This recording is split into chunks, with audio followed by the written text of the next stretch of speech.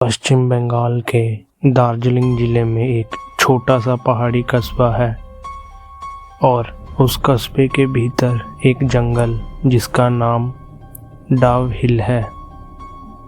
दिन में ये जंगल शांत, हरा भरा और खूबसूरत दिखता है, लेकिन जैसे ही सूरज ढलता है यही जंगल बन जाता है भारत की सबसे डरावनी वास्तविक जगहों में से एक। ये कहानी किसी अफवाह की नहीं है, ये कहानी दर्ज हुई है पुलिस रिकॉर्ड्स में, वन विभाग की फाइलों में, स्कूल की लॉगबुक में और उन लोगों के बयानों में जो वहाँ से जिंदा लौट तो आए लेकिन कभी सामान्य नहीं हो पाए। तो साल था 1935। डाव हिल के जंगल से सटे इलाके में रहने वाले लकड़हारे हरिप्रसाद घोष रोज की तरह लकड़ी काटने गए। शाम तक वो वापस नहीं लौटे। 3 दिन बाद उनका शरीर मिला, सर धड़ से अलग, ना कोई जानवर, ना हथियार और ना ही कोई संघर्ष के निशान। पोस्टमार्टम करने वाले डॉक्टर अमित सेन ने रिपोर्ट में लिखा, गर्दन पर कट ऐसा है जैसे एक ही बार में किया गया हो, लेकिन आसपास किसी इंसान या जानवर के पैरों के निशान नहीं है। मामला बंद कर दिया गया। कारण लिखा गया अज्ञात। फिर डव हिल के पास स्थित विक्टोरिया बॉयज स्कूल, जो आज भी मौजूद है, वहाँ के छात्र अक्सर शिकायत करने लगे, रात को सीढ़ियों पर किसी के चलने की आवाज़ आती है, खिड़की के बाहर कोई सर कटे आदमी की परछाई दिखती है। स्कूल के हेडमास्टर एडवर्ड मरे ने इन बातों को बच्चों की कल्पना मानकर नज़रअंदाज किया, लेकिन 1940 की एक रात चौकीदार राम बहादुर की ड्यूटी के दौरान मौत हो गई। उसका शरीर स्कूल की सीढ़ियों के नीचे मिला। आंखें खुली थी, चेहरा डर से जमी हुई चीख में बदल चुका था। 1965 में स्थानीय पुलिस अधिकारी सब इंस्पेक्टर रंजन मुखर्जी ने पुराने मामलों को फिर से खोलने की कोशिश की। उन्होंने जंगल में 3 रातें बिताई। तीसरी रात वायरलेस पर उनका आखिरी संदेश रिकॉर्ड हुआ, कोई मेरे पीछे चल रहा है, उसके पैरों की आवाज़ नहीं है और वो बिना सर का है। उसके बाद संपर्क टूट गया। अगली सुबह उनका शरीर मिला। कोई बाहरी चोट नहीं, लेकिन उनका दिल अंदर से फट चुका था और पोस्टमार्टम रिपोर्ट में लिखा गया, अधिक डर की वजह से। और फिर 1980 के दशक में स्थानीय स्कूल की अध्यापक अनुराधा बनर्जी ने सरकारी बयान में कहा, मैंने जंगल में एक बच्चे को रोते देखा। जब मैं उसके पास गई तो उसका सर नहीं था और फिर मैंने खुद को ज़मीन पर गिरते पाया। उसके बाद अनुराधा ने नौकरी छोड़ दी। वो आज भी जीवित है, लेकिन कभी उस जंगल का नाम नहीं लेती। आज भी डव हिल के जंगल में प्रवेश प्रतिबंध है। स्थानीय लोग उस रास्ते से नहीं जाते। पुलिस फाइल में अब भी दर्ज है अनसॉल्व्ड। और सबसे डरावनी बात, हर साल ठीक उसी जगह जहां पहला शरीर मिला था, पेड़ों के नीचे ताजे पैरों के निशान मिलते हैं, लेकिन वह किसी जीवित इंसान के नहीं होते। डव हिल की कहानियाँ ख़त्म नहीं होती, वह बस दबाई जाती है। साल 1994 में एक नया वन अधिकारी अर्जुन चैटर्जी, उम्र लगभग 34 साल, पढ़ा लिखा, भूत प्रेत जैसी बातों को गवारों की कल्पना मानने वाला इंसान। उसे जब बताया गया कि डव हिल के जंगल में रात को गश्त नहीं होती तो उसने हंसते हुए कहा, अगर जंगल में कोई है तो वह इंसान होगा और इंसान से मुझे डर नहीं लगता। यही उसकी आखिरी सबसे बड़ी भूल थी। पहली रात अर्जुन अकेला जंगल में गया, हाथ में टॉर्च, कमर में सर्विस रिवॉल्वर, सब कुछ सामान्य था, जब तक कि रात के लगभग 1 बजे उसे अपने पीछे किसी के चलने की आवाज़ नहीं आई।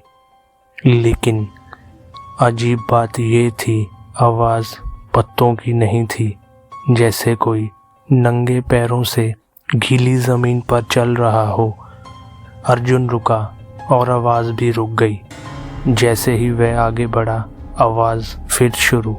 जब उसने अचानक पलटकर टॉर्च मारी तो कुछ नहीं था, लेकिन टॉर्च की रोशनी में उसे ज़मीन पर गीले पैरों के निशान दिखे।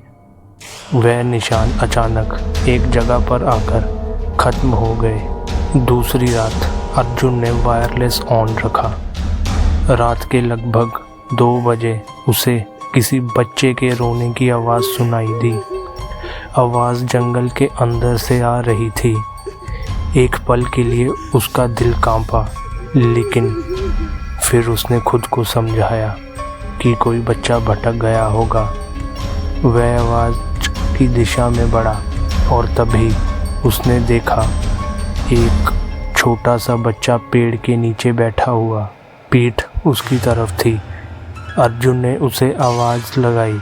अर्जुन की आवाज़ सुन के बच्चा धीरे धीरे खड़ा हुआ और जैसे ही वो मुड़ा, उसको देखकर अर्जुन की सांस रुक गई। उस बच्चे का सर नहीं था, फिर भी रोने की आवाज़ आ रही थी। वायरलेस पर अर्जुन की घबराई हुई आवाज़ रिकॉर्ड हुई, ये कोई जानवर नहीं है, ये और ये इंसान भी नहीं। इसके बाद वायरलेस में सिर्फ तेज़ सांसों की आवाज़ और फिर एक ज़ोर की चीख। अगली सुबह अर्जुन वापस नहीं आया। 3 दिन तक सर्च ऑपरेशन चला। चौथे दिन उसका सर्विस रिवॉल्वर मिला, पूरा भरा हुआ, मतलब उसने एक भी गोली नहीं चलाई। उसके कपड़े मिले लेकिन शरीर नहीं। 1 हफ्ते बाद जंगल के उसी हिस्से में जहां 1935 में पहला शव मिला था, अर्जुन का शरीर मिला। सर सलामत था लेकिन उसकी आंखें पूरी तरह बाहर निकली हुई। पोस्टमार्टम रिपोर्ट में लिखा गया, मृत्यु का कारण अधिकतर भय। डॉक्टर ने नीचे एक और लाइन जोड़ी, ऐसा डर मैंने अपने पूरे करियर में कभी नहीं देखा। इस केस के बाद डव हिल से जुड़ी एक फाइल बनी, फाइल नंबर 317W। इस फाइल में 3 बातें साफ लिखी थी। जंगल में दिखाई देने वाली आकृति सर्वहीन पुरुष और बच्चे की है। सभी मौतें एक ही क्षेत्र में हुई हैं। और तीसरी, सभी ने मरने से पहले उसी आकृति को देखने की बात कही। इस फाइल को जनहित में सील कर दिया गया। डव हिल में अब सिर्फ जंगल नहीं रहा था, वह एक बंद दरवाज़ा बन चुका था जिसे खोलने की इजाज़त किसी को नहीं थी। लेकिन हर रहस्य की तरह इसे भी खोलने की कोशिश किसी ने की। साल 2001 में कोलकाता से एक पत्रकार आया, समरजीत मुखर्जी। उसका दावा था कि डव हिल की फाइल नंबर 317 में जो लिखा है वो आधा सच है। समरजीत को एक रिटायर्ड क्लर्क से फटा हुआ रजिस्टर मिला। उस रजिस्टर में साल 1934 का एक रिकॉर्ड था। उसमें लिखा था, डव हिल में ब्रिटिश दौर में एक अनुशासन शिविर था जहां भागे हुए मजदूरों, विरोधियों और बच्चों को छिपाकर रखा जाता था। रजिस्टर में आखिरी एंट्री थी, आज एक पुरुष और एक बच्चे को उदाहरण बनाने के लिए सार्वजनिक दंड दिया गया, सर अलग कर दिए गए और शव जंगल में ऐसे ही फेंक दिए गए। तारीख थी 16 अक्टूबर 1934। समरजीत ने इस सच को छापने से पहले खुद जंगल में जाने का फैसला किया। रात ठीक वही तारीख 16 अक्टूबर वह अकेला था, कैमरा चालू, रिकॉर्डिंग भी। रात के करीब 12:16 पर पहले हवा रुकी, फिर कदमों की आवाज़ और फिर 2 आकृतियाँ, एक बिना सर का पुरुष और उसके साथ एक छोटा बच्चा। लेकिन इस बार वह भागे नहीं, वह सीधा उनके सामने रुके। कैमरे में समरजीत की कांपती हुई आवाज़ रिकॉर्ड हुई, तुम कौन हो? उसके बाद एक ऐसी आवाज़ आई जो मुंह के बिना भी बोली, हम मरे नहीं थे, हमें फेंक दिया गया था। बच्चे ने धीरे से अपना हाथ उठाया और समरजीत ने देखा उस बच्चे के हाथ में वही रजिस्टर था जो उसके पास भी था। कैमरा ज़मीन पर गिरा, आवाज़ें तेज हुई और आखिरी शब्द जो रिकॉर्ड हुए थे वो थे, सच को दफनाने से मौत नहीं रुकती, वह बस लौट आती है। और उसके बाद रिकॉर्डिंग बंद। अगली सुबह समरजीत मुखर्जी का शव नहीं मिला, लेकिन उसका कैमरा था। सरकारी आदेश आया, वीडियो जब्त किया गया, फाइल सील की गई, मामला बंद।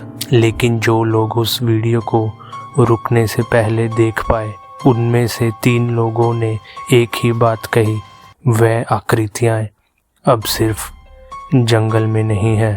अगर आप डव हिल के जंगल में रात को जाए और आपको लगे कि कोई आपको देख रहा है तो पलटिए मत, क्योंकि पहली बार पलटने पर वह दिखाई नहीं देते, लेकिन दूसरी बार वह आपको पहचान लेते हैं। ये कहानी सिर्फ डराने के लिए नहीं है, ये उन आवाज़ों की कहानी है जिन्हें कभी सुना नहीं गया, उन लोगों की जिन्हें इतिहास से मिटा दिया गया।